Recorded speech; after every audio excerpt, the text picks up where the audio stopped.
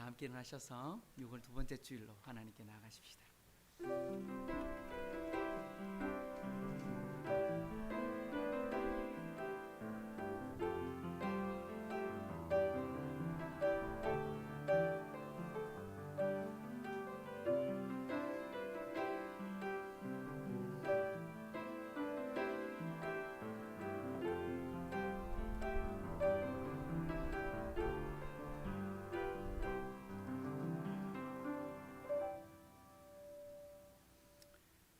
우리가 이 보배를 질그릇에 가졌으니 이는 심히 큰 능력은 하나님께 있고 우리에게 있지 아니함을 알게 하려 함이라.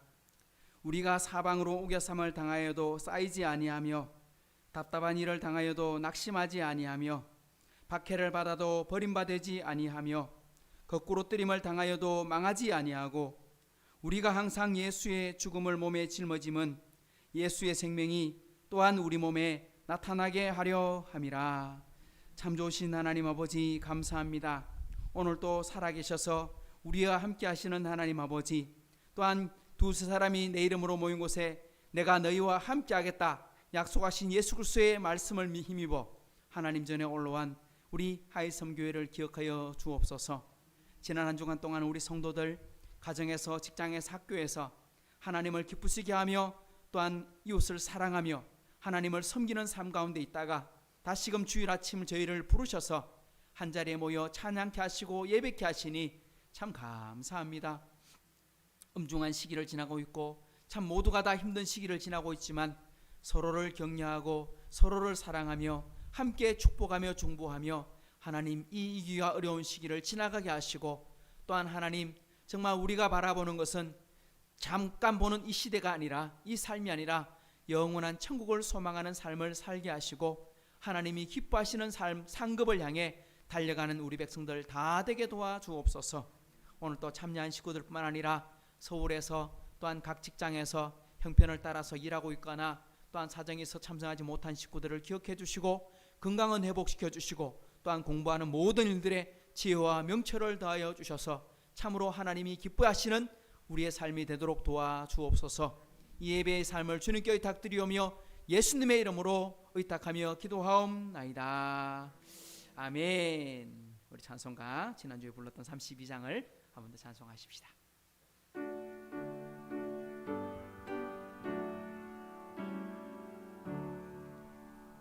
만유의 주제 존귀하신 예수 사람이 되신 하나님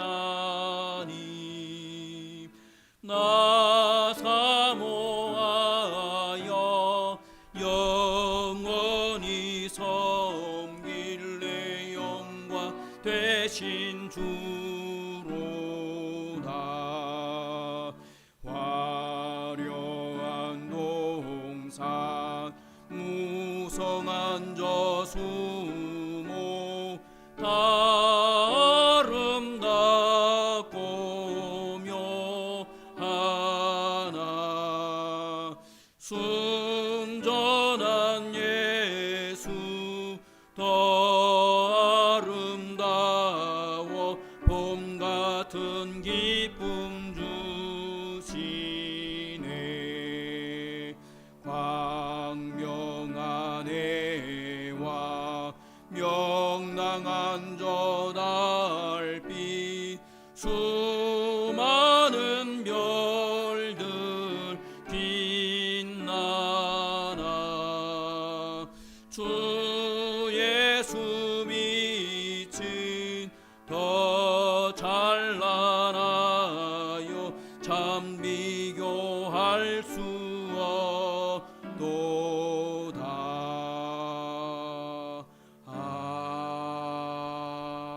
아멘.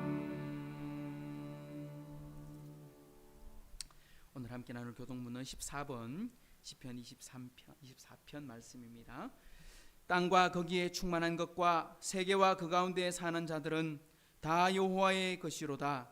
여호와께서 그 터를 바다 위에 세우시며 강들 위에 건설하셨도다. 여호와의 산에 오를 자가 누구며 그의 거룩한 곳에 설 자가 누구인가?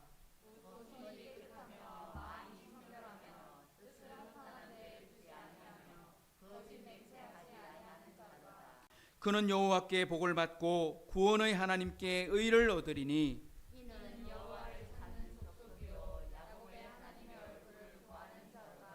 문들아 너희 머리를 들지어다. 영원한 문들아 들지어다. 영광의 왕이 들어가시리로다.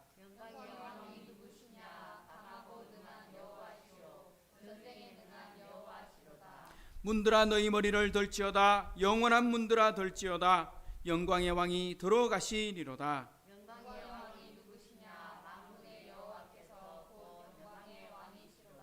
아멘. 전능하사 천지를 만드신 하나님 아버지를 내가 믿사오며 그 외아들 우리 주 예수 그리스도를 믿사오니 이는 성령으로 잉태하사 동정녀 마리아에게 나시고 본디오 빌라도에게 고난을 받으사 십자가에 못 박혀 죽으시고 장사한 지 사흘 만에 죽은 자 가운데서 다시 살아나시며 하늘로 오르사 전능하신 하나님 우편에 앉아 계시다가 저리로서 산 자와 죽은 자를 심판하러 오시리라. 성령을 믿사오며 거룩한 공예와 성도가 서로 교통하는 것과 죄를 사하여 주시는 것과 몸이 다시 사는 것과 영원히 사는 것을 믿사옵나이다. 아멘. 우리 앉으셔서 찬송가 335장 찬송하십시다.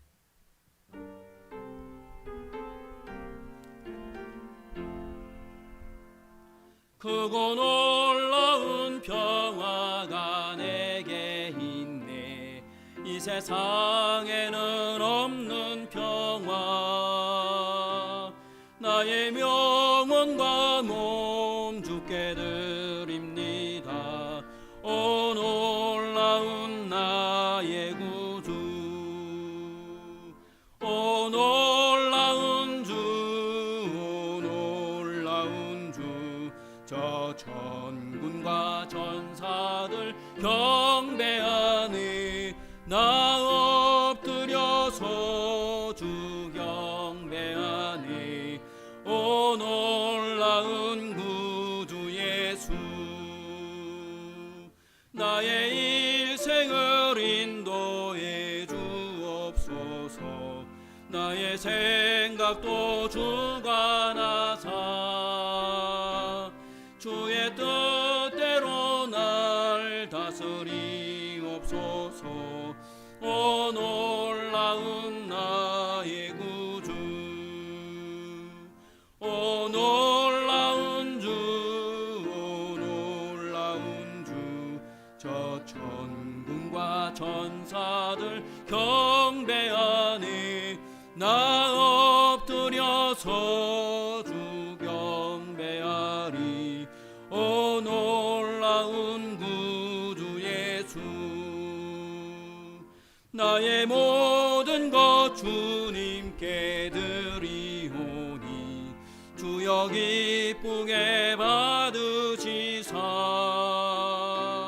주의 나라 위에 성별하옵소서. 오 놀라운 나의 구주. 오 놀라운 주, 오 놀라운 주. 군과 전사들 경배하네. 나 엎드려서 주 경배하리. 오 놀라운 구주 예수. 주의 광채가 찬란히 비춰오네. 전능하신 왕 구세주여. 세상 끝날까지 찬양 드립니다. 오 놀라운 나의 구주. 오 놀라운 주, 오 놀라운 주. 저 천군과 전사들 경배하네. 나 엎드려서 주 경배하리. 오 놀라운 구주 예수. 아멘. 이 시간에는 우리 김지윤 자매가 기도해 주시겠습니다. 항상 기뻐하라, 쉬지 말고 기도하라, 범사에 감사하라. 이것이 그리스도 예수 안에서 너희를 향하신 하나님의 뜻이니라. 성령을 소멸하지 말며 예언을 멸시하지 말고 범사에 행하려 좋은 것을 취하고 악은 어떤 모양이라도 버리라. 평강의 하나님이 친히 너희를 온전히 거룩하게 하시고 또 너희의 온 영과 혼과 몸이 우리 주 예수 그리스도께서 강림하실 때에 흠없게 보존되기를 원하노라. 데살로니가전서 5장 16절에서 23절 말씀. 아멘. 하나님, 오늘 또 주의를 허락하신 은혜에 감사합니다. 언제나 변함없이 우리 곁에 계시는 아버지를 찬양하고 아버지 안에서 회복받기 위해서 함께 모였습니다. 우리에게 영적으로 무감각해진 모습이 있다면 이 시간 회개하며 나아가오니 모든 것 아시는 하나님, 우리의 연약함을 불쌍히 여기셔서 용서하여 주시고 회복시켜 주시옵소서. 하나님, 졸지도 주무시지도 아니하시는 하나님과 함께 우리도 늘 성령 충만으로 깨어 동행하길 원합니다. 주 안에서 항상 기뻐하고 기도하고 감사하길 원합니다. 성령님을 붙들고 말씀을 붙들고 악을 버리고 선을 붙들길 원합니다. 예수님 다시 오실 때 우리가 예수님을 알아볼 수 있도록 예수님을 갈망하는 마음을 가득 부어주시옵소서. 우리의 마음이 회복되길 기대하며 기쁨으로 예배에 참여합니다. 목사님의 입술과 마음을 붙드셔서 생명의 말씀이 우리 모두에게 바르게 전해질 수 있도록 인도해 주소서. 늘 감사합니다. 사랑합니다. 우리 주인 되신 예수님의 이름으로 기도합니다. 아멘.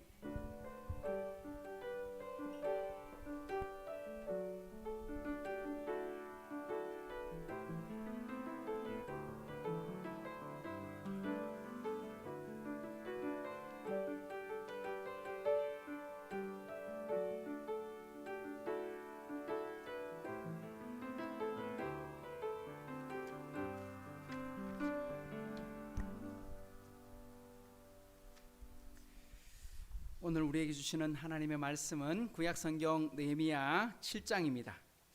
우리가 계속 한 장씩 이렇게 보았는데 좀 많이 깁니다. 그래서 오늘은 1절에서 7절까지만 대표적인 말씀만 살펴보도록 하겠습니다. 1절에서 7절까지 찾으시고 한 절씩 교독을 하겠습니다. 느헤미야 7장 1절에서 7절까지 말씀입니다. 성벽이 건축됨에 문짝을 달고 문지기와 노래하는 자들과 레위 사람들을 세운 후에 내 아우 하나니와 영문에 관한 하나냐가 함께 예루살렘을 다스리게 하였는데 하나냐는 충성스러운 사람이요 하나님을 경외함이 무리 중에서 뛰어난 자라. 내가 그들에게 이르기를 해가 높이 뜨기 전에는 예루살렘 성문을 열지 말고 아직 파수할 때에 곧 문을 닫고 빗장을 지르며 또 예루살렘 주민이 각각 자기가 지키는 곳에서 파수하되 자기 집 맞은편을 지키게 하라 하였노니 그 성읍은 광대하고 그 주민은 적으며 가옥은 미처 건축하지 못하였음이니라. 내 하나님이 내 마음을 감동하사 귀족들과 민장들과 백성을 모아 그 계보대로 등록하게 하심으로 내가 처음으로 돌아온 자의 계보를 얻었는데 거기에 기록된 것을 보면 옛적에 바벨론 왕 느부갓네살에게 사로잡혀 갔던 자들 중에서 노임을 받고 예루살렘과 유다에 돌아와 각기 자기들의 성읍에 이른 자들 곧 같이요. 스룹바벨과 예수아와 느헤미야와 아사랴와 라마와 나하마니와 모르드게와 빌산과 미스베렛과 비구웨와 느훔과 바나와 함께 나온 이스라엘 백성의 명수가 이러하니라. 아멘. 아멘. 우리 교회 소식을 잠시 살펴주십시오. 우리 성경 공부 오후 시간에는 오늘 5가 사랑에 의한 생활 계속 진행해 나가도록 하겠습니다. 그리고 우리 주보를 잘 보시면 제가 몇 페이지에 실었더라. 우리 5페이지를 보시면 우리 기도 제목 중에 황성규 선교사님의 소식, 이제 미국 가셨거든요. 원래는 캄보디아에 사역하시다가 지금 그 황준경 사모가 몸이 좀 불편해서 아프셔서 이제 병 간호 때문에 미국으로 들어갔는데요. 우리 두 선교사님 잘 도착하셨고, 근데 워낙 엄중한 상황이다 보니까 밖에 나가기도 힘들고 참 어려움 중에 또 수술을 지금 일정이 잡혀 있습니다. 보니까 깜짝 놀랐어요.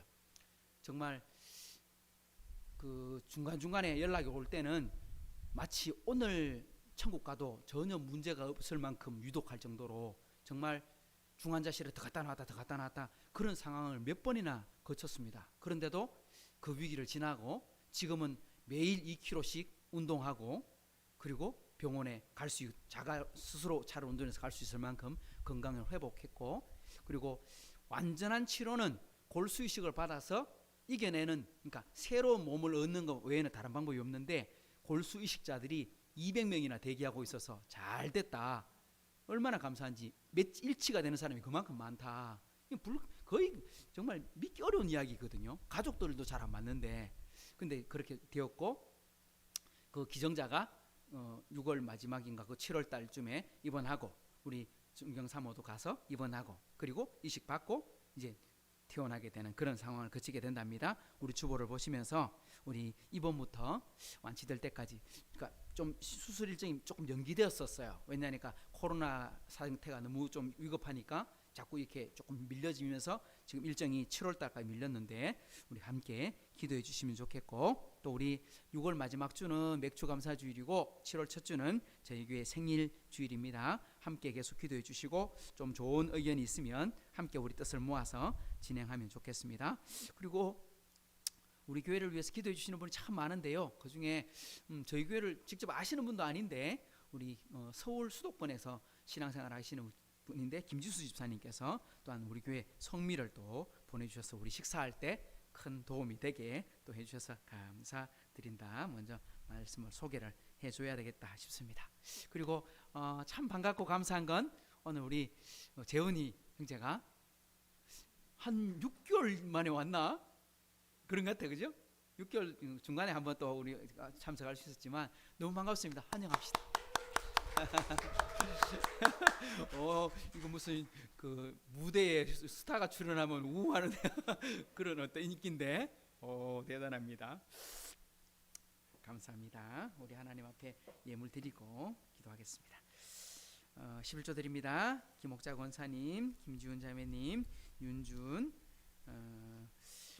오랜만에 우산을 쓸 수 있음에 감사드립니다. 이것도 감사할 수 있습니다. 우리 김한나 자매 우산 하나 준비해놨습니다. 선물로.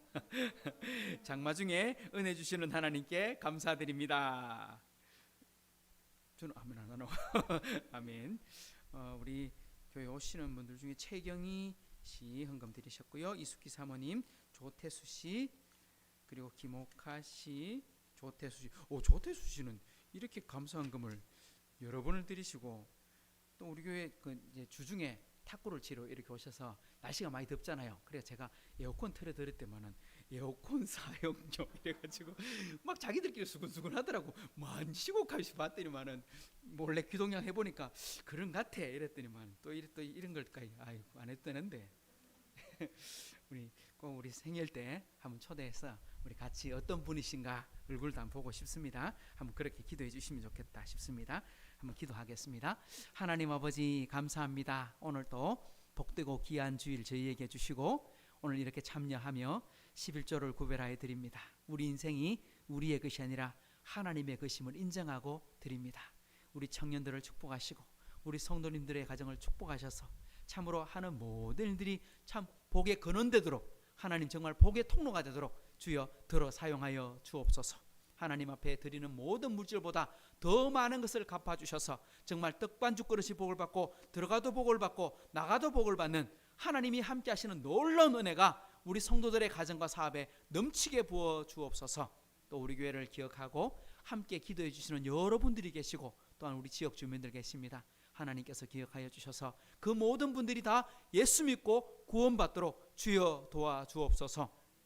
우리 성도들의 가정에도 꼭 예수 믿고 구원받아야 될 많은 분들이 계시오니 하나님 다 예수 믿고 구원받도록 우리 하혜섬교회와 우리 성도들을 사용하여 주옵소서. 오늘도 드린 모든 물질에 하나님께서 복으로 채워주시옵소서. 또한 준비한 말씀 가운데도 바로 깨닫고 우리가 그 말씀에 순종하는 은혜도 허락해 주옵소서.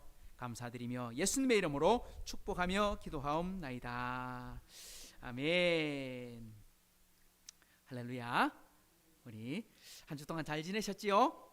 날씨가 이제 장마 본격적으로, 어제 계속 낮에도 비가 좀 왔고 많이 오진 않았는데 이제 비가 뿌린다 했는데 밤새도록 비가 왔어요. 밤새도록. 그리고 많이 올 때는 아주 세게 오기도 했고, 근데 오늘 아침에도 이렇게 비가 오니까 시원할 줄 알았는데 이거 입고 있으니까 더워요.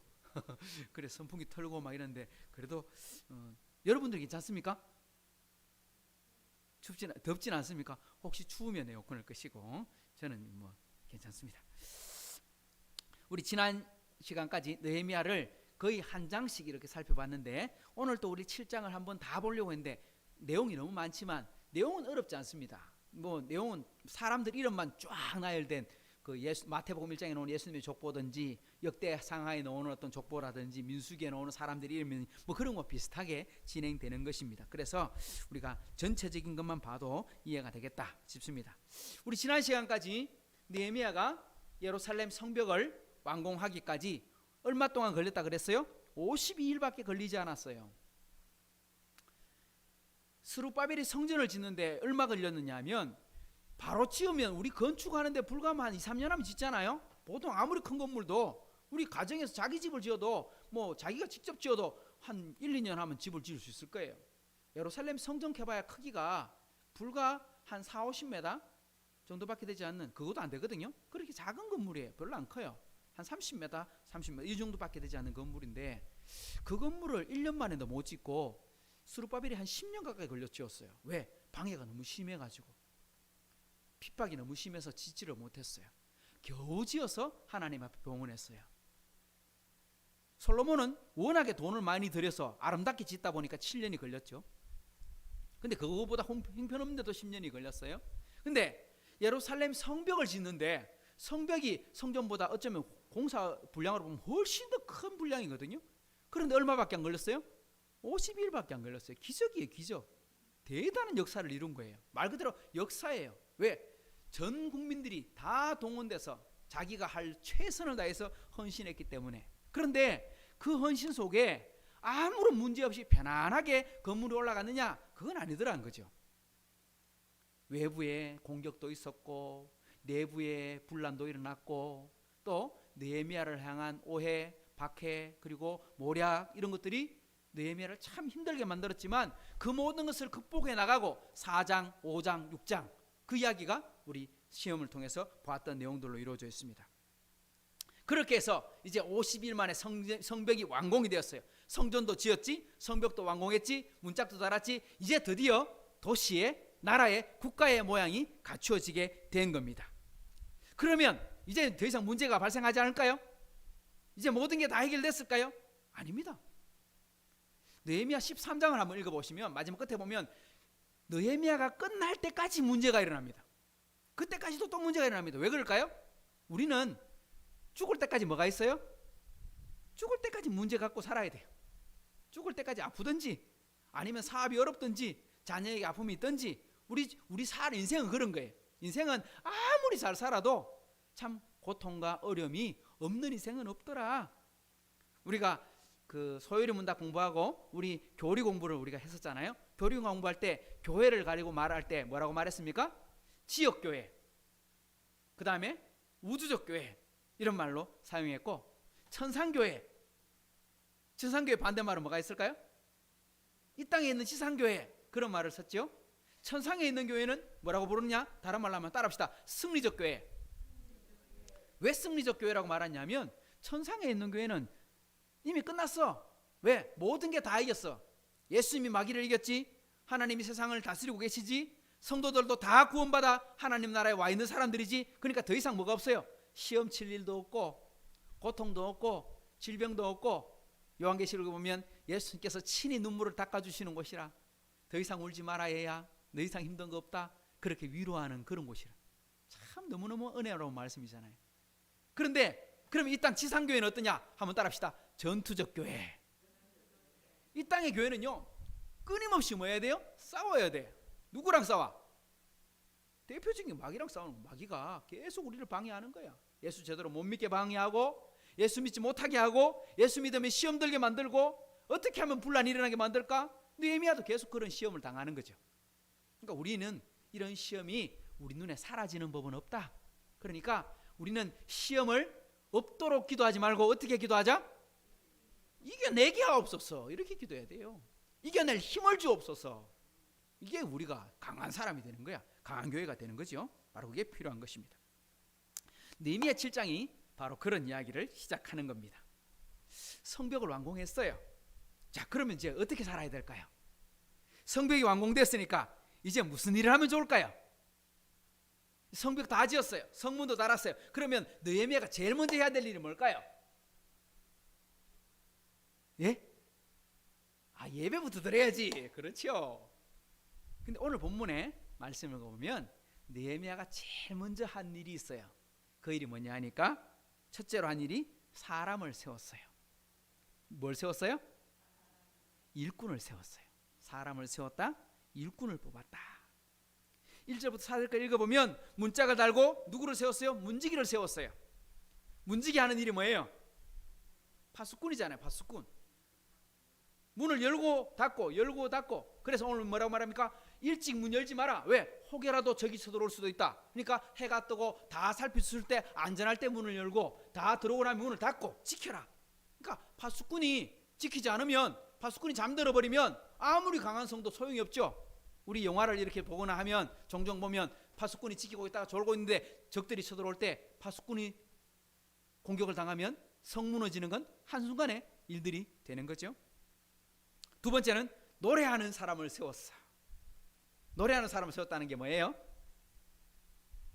하나님을 찬양하는 사람을 세웠어. 그 다윗 시대에 보면 찬양대 지휘자, 찬양대원이 보니까 250명이 넘더라고요. 솔로몬 시대는 1000명이 넘어 3000명. 대단한 찬양대를 두어서 매달 돌아가며 찬양하게 했는데, 찬양한다는 건 뭐예요? 하나님과 깊은 교제 속에 산다. 그런 삶을 봉사하는 사람을 세워서 함께 하도록 했다.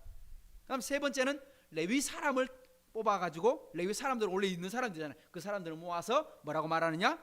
예배와 말씀을 가르치도록 했다. 이렇게 되어 있어요. 쉽게 말하면 성을 완성했어요. 교회도 잘 지어놨어요. 근데 뭐가 없으면 안 돼요? 일꾼이 없으면 안 돼요. 일꾼이. 아무리 좋은 건물 지어놓으면 뭐예요? 성전 아름답게 지으면 뭐예요? 그 안에 예배 드리는 사람이 없으면 소용없고, 아무리 좋은 건물 지어놓으면 뭐예요? 건물을 운영할 사람이 없으면 아무 일도 아니죠. 바로 그런 것입니다. 성을 세우는 것도 중요하고 성전을 건축하는 것도 중요하지만 더 중요한 건 누가 봉사하느냐 하는 게 더 중요한 것입니다. 제가 앞에 소개할 때 느헤미야, 에스라서는 뭐 하는 거다? 쉽게 말하면 집을 짓는 이야기다 했죠. 무슨 집? 우리 개인 집 짓는 게 아니라 하나님의 집, 교회를 짓는 거다. 지금으로 말하면 그렇게 설명할 수 있어요. 그러니까 교회를 세우는데 제일 중요한 일이 뭘까요? 바로 하나님의 말씀대로 순종하는 봉사자들을 세우는 거거든요. 봉사자들을 세우는 거. 오늘 우리 하이섬 교회에도 봉사자들이 많이 세워졌잖아요. 처음 우리가 너무너무 작은 교회로 시작했지만 지금은 이것도 봉사하고 저것도 봉사하고. 제가 생각할 때 요즘 이런 말씀은 안 되는데, 제가 청년 때 말입니다. 나 때는 말입니다. 우리 청년 때 기억납니까? 우리 청년부 다닐 때 와, 정말 정신없이 바빴어요. 교회 갈 때 아침에 주일학교 먼저 가서 예배드리고 교사했지, 돌아서면 찬양대원으로 낮예배 들어가 찬양대 했지, 찬양대 마치면 또다시 저는 또 그때 지휘자도 했거든요. 또 학생들 지휘도 가르쳤지. 그리고 오후 예배 또 참석해갖고 찬양대 서거나 찬양 인도를 하거나 했지. 그리고 나서 오후 예배 끝나고 나면 청년부 가면 청년부에서 막 졸아. 청년부 너무 힘들어가지고 사람이 지쳐갖고. 생각해보면 주일날이 정말 눈코 뜰 새 없이 바빴어요. 새벽부터 시작해서 저녁 때까지. 야, 우리 그런 시절을 살았어요. 그죠? 근데 그때가 참 행복했어요. 몸은 정말 고단했거든요. 정말 말할 수 없이 피곤했어요. 제가 처음 사역 나갔을 때 교육전사로 탁 가가지고 설교 한번 하고요, 내가 할 게 없어. 내가 주일학교 선생으로 들어가서 아이들을 가르치는 것도 아니지, 교사에 한번 하고 주일학교 예배 딱 인도하고 나니까 하루 종일 할 일이 없어. 옛날에는 찬양대도 하고 뭐 교사도 하고 지휘도 하고 할 거 많았는데, 아이고 이렇게 하고 내가 교회에서 생활비를 받는 게 너무 부담스럽더라고. 처음에는 깜짝 놀랐어요. 왜?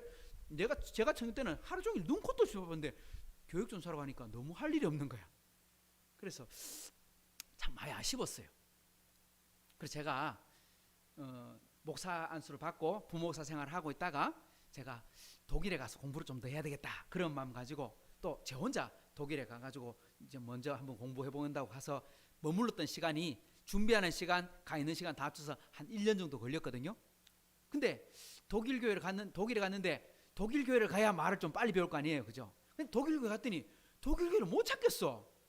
주일날 갔는데 교회 문이 다 닫혔어. 문 열어놓은 데가 없더라고.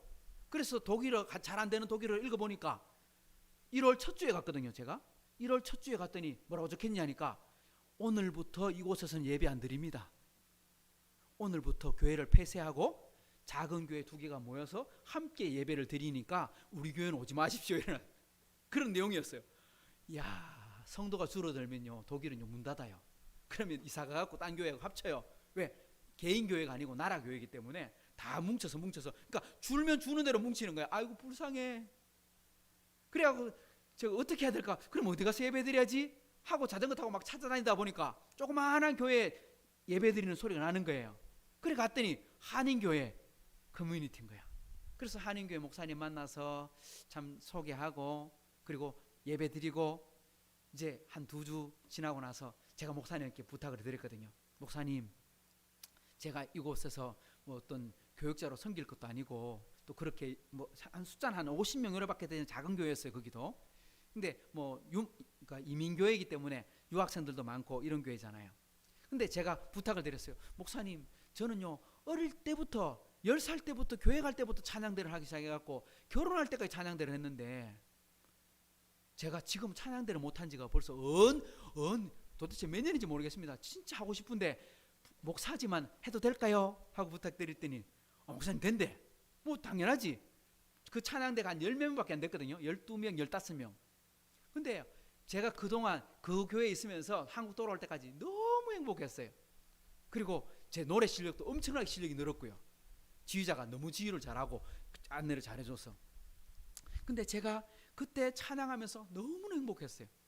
야, 교회를 봉사한다는 게 이렇게 행복한 거구나. 얼마나 좋든지. 야, 오늘 우리 이곳에 참여한 우리 하이섬교회 식구들 모두가 다 하나님 나라의 봉사자가 되시기를 축복합니다. 우리 교회 보니까 봉사 안 하는 사람 별로 없어. 우리 지윤이는 방송 만지고 있지. 우리 혜원이는 마이크, 재훈이도 왔네. 이제 우리 찬양대 립싱크 아니고 마이크 다잉? 재훈이 다른 친구한테 이야기하면서 립싱크 살았더라고. 아니 재훈 노래 잘해요. 또 우리 주보도 만들어주지요. 우리 주방봉사도 하고 있지요. 우리 반주도 하고 있지요. 우리 한나 하자면은 뭐 할까요? 제가 생각할 때 있잖아요. 우리 교회에 얼마 있는지 상관없어요. 또 어느 교회에 가도 상관없어요. 반드시 교회에 예배를 참석하면요 은혜 받으면 반드시 뭐 해야 돼요? 봉사를 하세요. 봉사를. 내가 할 수 있는 봉사는 뭐가 있을까? 어떤 사람은 청소해도 돼요. 어떤 사람은 음식 만드는 거 도와줘도 돼요. 어떤 사람은 심부름해도 돼요. 반드시 봉사를 해야 돼요. 그 봉사가 아름답고 그 봉사로 하나님 나라에 귀하게 쓰임받고 복받는 비결이 되는 것입니다. 우리 옆에 한번 축복하십시다. 당신의 섬김이 아름답습니다. 한 번 더 축복합시다. 당신은 하나님 나라의 봉사자입니다. 할렐루야. 우리 오늘 느헤미야가 제일 먼저 한 일이 뭐냐니까 자기 혼자 일하지 않고 봉사자를 같이 세웠어요. 그게 능력이 되는 거예요. 같이 하는 사람이 있기 때문에. 두 번째는 그러면 어떤 사람을 봉사자로 세워야 될까요? 오늘 이렇게 말하고 있어요. 그러면 나는 또 어떤 봉사자가 되면 좋을까요? 이런 질문도 함께 되겠죠? 오늘 본문 2절을 한번 보십시오. 같이 읽어봅니다. 시작. 내 아우 하나니와 영문에 관한 하나냐가 함께 예루살렘을 다스리게 하였는데 하나냐는 충성스러운 사람이요 하나님을 경외함이 무리 중에 뛰어난 자라. 느헤미야가 예루살렘을 통치하고 있을 때 예루살렘만 통치한 게 아니고요. 느헤미야는 유대 나라의 총독으로 왔어요. 산발랏 같은 경우는 사마리아의 총독이라 했고, 그죠? 암몬 지방을 다스리는 뭐 이렇게 뭐 이런 말을 했죠. 다른 나라 사람들이 있다 했죠. 그러니까 느헤미야는 전체의 총독이고, 그런데 오늘 보니까 자기 동생 하나니 그리고 영문에 관한 하나냐, 이 사람들은 지금으로 표현한다면 예를 들면 너 서울시장 해라, 너 관악구 정장해라 뭐 이런 식이겠죠. 그러니까 일을 맡겨서 함께 일하게 만드는데, 근데 그 사람들이 어떤 사람이냐? 오늘 본문에 보니까 어떤 사람이라고 말합니까? 충성스러운 사람이요, 하나님을 경외함이 무리 중에 뛰어난 사람이다. 쉽게 설명하면 이런 거죠. 충성스러운데 신앙까지 좋더라. 다르게 말하면 일도 잘하는데 뭐도 잘하더라? 믿음도 좋더라, 이런 말이죠. 우리 이런 사람 참 만나기 쉽지 않거든요. 우리 교회 봉사하거나 예를 들면 찬양대 지휘라는 사람들을 찾거나 아니면 사람들 만나보면요, 이런 경우가 있어요. 참 신앙은 좋은데, 신앙생활은 참 잘하는데 뭐가 없어? 실력이 좀 딸려. 근데 어떤 사람이 이래요. 실력은 또 엄청나게 뛰어나, 지휘를 하는데도 지도 잘해. 근데 사람이 성격이 너무 안 좋아. 그러니까 신앙생활은 똑바로 안 했다 이 말이죠. 그러니까 실력만 좋은, 그렇게 되는 거죠. 이러면 안 되죠. 뭐도 좋아야 돼요? 일도 잘해야 되지만 신앙도 좋고 믿음도 좋아야 되는 거죠. 오늘 성경에 보면 그런 사람이라고 말하고 있는 거죠. 하나냐와 하나니는 하나님 앞에 부름받아 일하는데 아주 충성스러운 사람이었고 믿음 생활 또한 열심히 하는 사람이더라 하고 말했어요. 오늘 우리도 그런 사람이 되라고 말씀하는 것이죠. 고린도전서 4장에 보면 사람이 마땅히 우리를 그리스도의 일꾼이요 하나님의 비밀을 맡은 자로 여길지어다. 우리가 뭐라고요? 그리스도의 일꾼이고 하나님의 비밀을 맡은 자다. 쉽게 말하면 하나님 나라에 저와 여러분 모두가 뭐다? 일꾼이다. 하나님 나라에 꼭 필요한 일꾼이다. 그런데 그 일꾼이 가져야 될 중요한 덕목이 있는데 뭐다? 그 맡은 자들이 구해야 될 것은 뭐다? 충성이다. 충성이다. 제일 먼저 해야 될 태도, 기도 제목이 뭐냐? 바로 첫째도 충성, 둘째도 충성, 셋째도 충성입니다.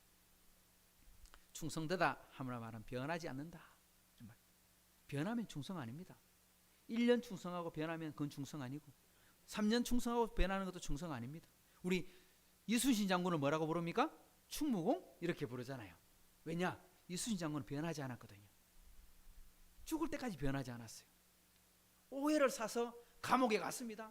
삼도수군 총재사도 했습니다.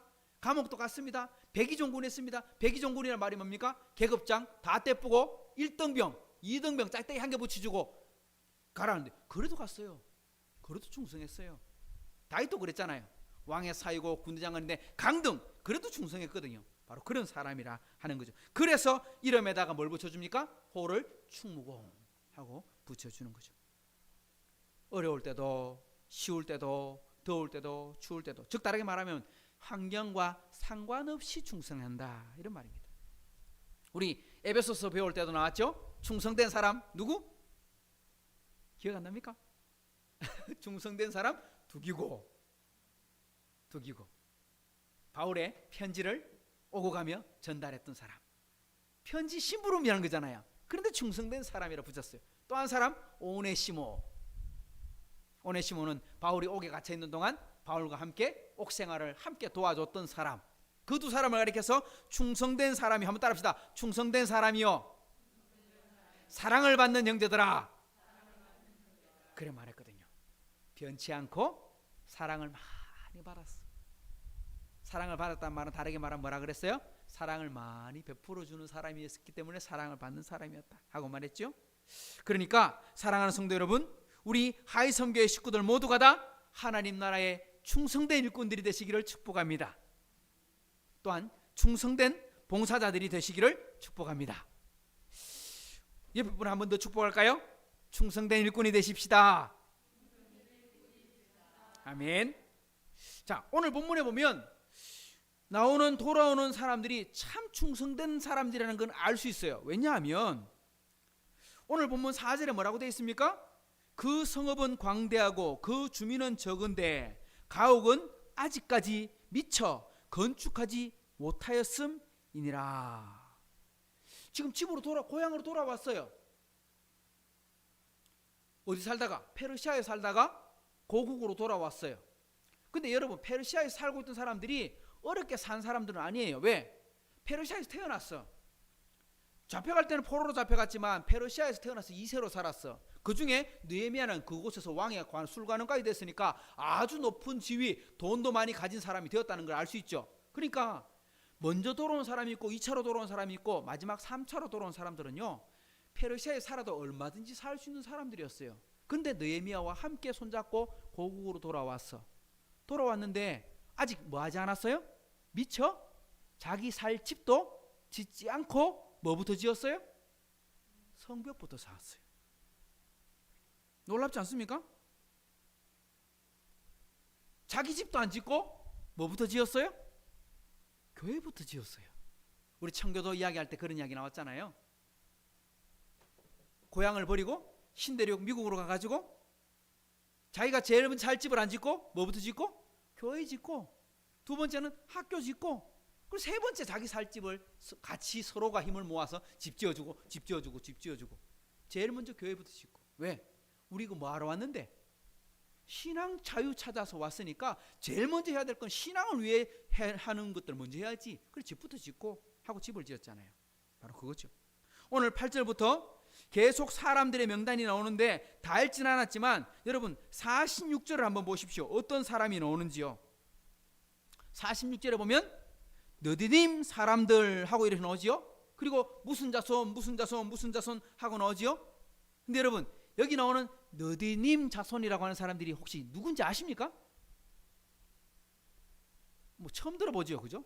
뭐 이런 사람들이 성경에 있었나, 그죠? 이렇게 이름도 잘 모르겠는데 이 사람들이 누구냐면 요수아가 모세의 뒤를 이어서 가나안 땅 정복 전쟁을 하게 됩니다. 약속의 땅을 차지하러 들어갑니다.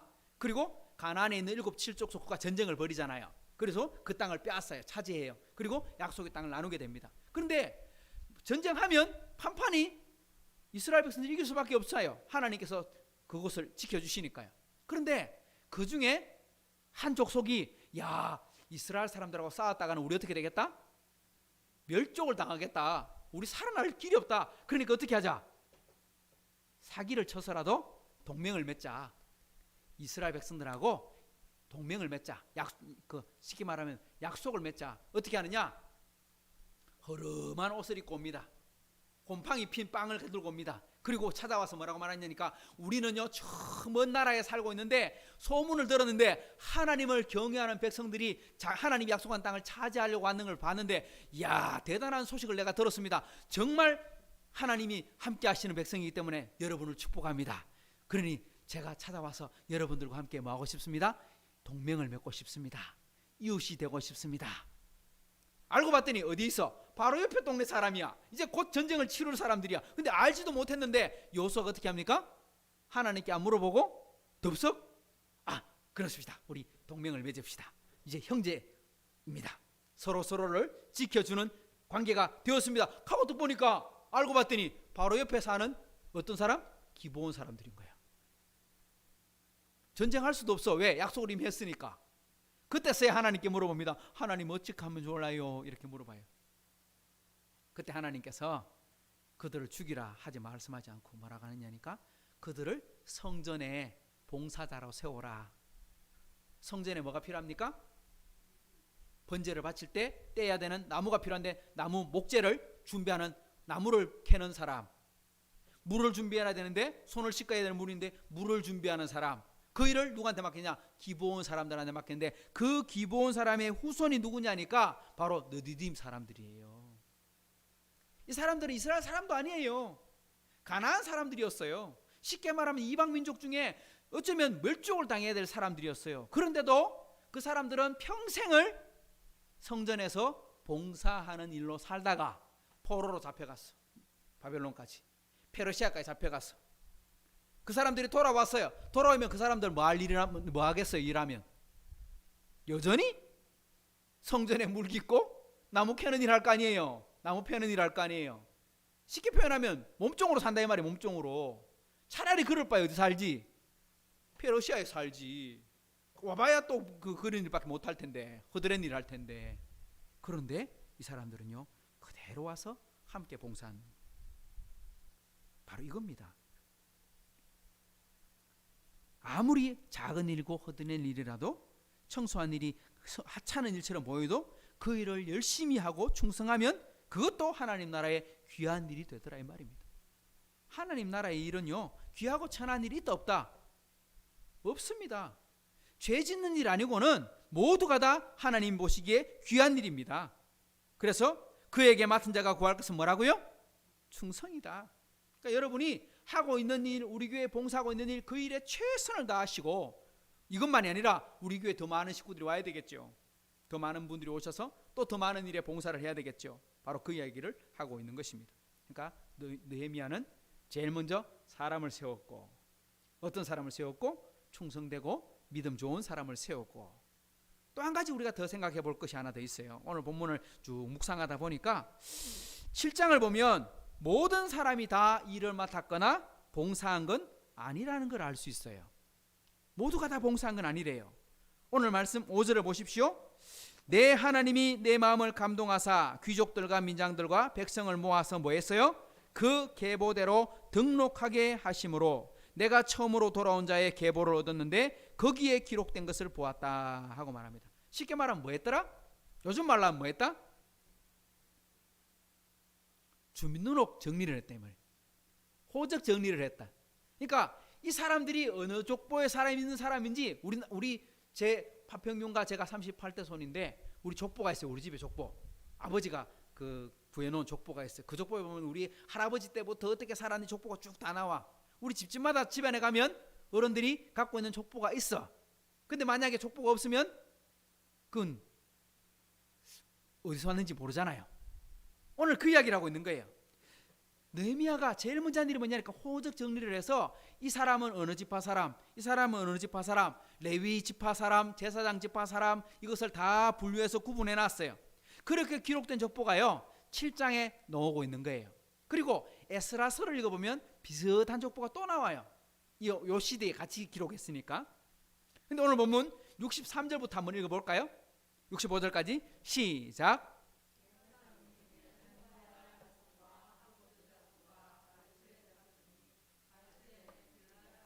바르실레의 딸 중의 하나로 아내를 삼고 바르실레의 이름으로 불린 자라. 이 사람들은 계보 중에서 자기의 이름을 찾아도 찾지 못하였으므로 그들을 부정하게 여겨 제사장의 직분을 행하지 못하게 하고 같이요 총독이 그들에게 명령하여 우림과 둠밈을 가진 제사장이 일어나기 전에는 지성물을 먹지 말라 하였느니라. 찾아보니까 분명히 얼마 전까지 같이 일을 했어요. 예루살렘 성벽을 쌓을 때 같이 봉사했거든요. 같이 일을 했어요. 그런데 제사장들 명단을 보니까 호바야 자손과 학고스 자손과 바르실레 자손들 중에는 족보의 명단을 찾아봤더니 이름이 없는 사람들도 있더란 거야. 그래서 그 사람들은 제사장의 직분을 수행하지 못하게 했더라 이 말입니다. 바로 밑에 보면 66절에 보면 돌아온 사람들의 전체 숫자가 얼마예요? 42,360명. 전 인구의 인구, 여기 인구는 남자만 이야기하는 겁니다. 전쟁에 나갈 수 있는 20살부터 60까지 뭐 이렇게 기준되는 아이들 빼고 노인들 빼고 여인들 빼고 이런 인구입니다. 근데 그 인구가 4만 명밖에 안 돼요. 42,360명. 이스라엘 사람들이 출애굽을 할 때 민수기에 처음 인구 조사를 했을 때 유다 자손이 몇 명이었냐니까 유다 자손이요 6만 명이 넘었어요. 7만 명 조금 안 돼요. 한 지파 숫자도 안 되는 거예요. 지금 전 인구가 이스라엘 민족 전체 인구가 지금 다 죽어버리고 포로로 잡혀가서 고생하고 흩어져 버리고 돌아온 사람 불과 한 지파도 안 되는 인구가 모여 있는 거예요. 그렇다면 얼마나 지금 초라한 모습입니까? 한 사람이라도 더 힘을 모아야 일이 되지 않겠습니까? 그러니까 지금 족보에 이 사람들 이름이 정확하지 않아. 족보 이름 없으니까 일하지 마. 아니 지금 한 사람이 더 필요하고 중요할 때인데 뭐라 합니까? 우리 종이장도 맞들면 낫답고 붙이면 더 좋아지는데 그러니까 아이 족보에 이름 없네 빠질 수도 있지 뭐 전쟁통에 그거 잃어버릴 수도 있지 그렇잖아요. 70년 동안 포로 생활했는데 이게 남아 있을 리가 있나? 그러니까 아이고 못 찾겠다 아이고 안 되겠다 그냥 봉사해라 이래도 문제가 되지 않을 것 같아요. 그런데도 느헤미야는 뭐라고 말하냐니까 확인하기 전까지는 안 돼. 봉사할 수 없어. 단호하게 선을 그어버립니다. 왜 느헤미야가 이럴까요? 왜 이렇게 좀 너무 결벽증이 있는 것처럼 이렇게 강한 순혈주의 이런 걸 주장할까요? 또 뒤에 가보면요 느헤미야가 페르시아로 돌아갔다가 다시 돌아오거든요. 돌아왔는데 산발랏의 딸하고, 산발랏은 사마리아 총독 아닙니까? 근데 대제사장의 아들하고 결혼시켜갖고 대제사장의 아들이 산발랏 사이가 되고, 그 도비야, 그 문제 많던 사람하고 그 대제사장의 친구가 돼가지고 예루살렘 성전 안에다가 도비야 사무실을 만들어줘요.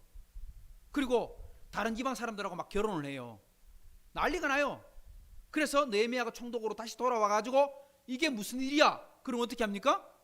도비야도 쫓아내고 직기도 다 쫓아내고 결혼하는 거 다 물리고 다 돌아와. 아니면 우리 이스라엘 민족 안 할 거야. 다 쫓아내고. 그런 정도로 심하게 그렇게 하는 일들을 보여주죠. 느헤미야가 왜 이렇게 할까? 이렇게 순혈주의로 살아야 되는 것인가? 그대로 적용해서 우리 예수 믿는 사람은 예수 믿는 사람하고만 결혼해야 돼. 예수 믿는 사람은 예수 믿는 사람하고만 일해야 돼. 이런 겁니까? 이렇게 해석하면 안 되겠죠? 이렇게 적용하면 안 돼요. 저는 이 속에 하나의 정신이 있다고 생각해요. 느헤미야가 이렇게 말한 것은 신앙생활은 제일 중요한 게 뭐냐? 하나님 앞에 정결함이다. 이걸 가르쳐주고 있는 거예요. 신앙생활에 제일 중요한 게 뭐다? 하나님 앞에 정결함이다. 청교도, 퓨리탄이라고 하는 말이 뭡니까? 순수하다, 깨끗하다 이 말이거든요.